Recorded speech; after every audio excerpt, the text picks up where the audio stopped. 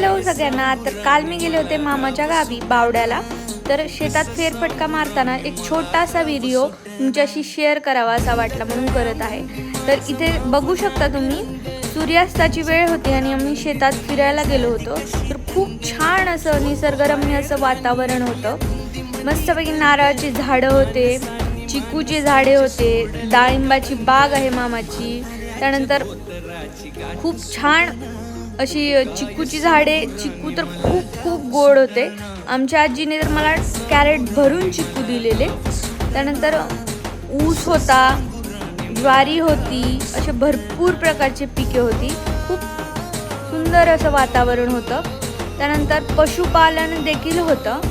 त्याच्यामध्ये होत्या शेळ्या, मेंढ्या, त्यानंतर म्हशी होत्या, गायी होत्या। तर हा छोटासा व्हिडिओ तुमच्याशी शेअर केला।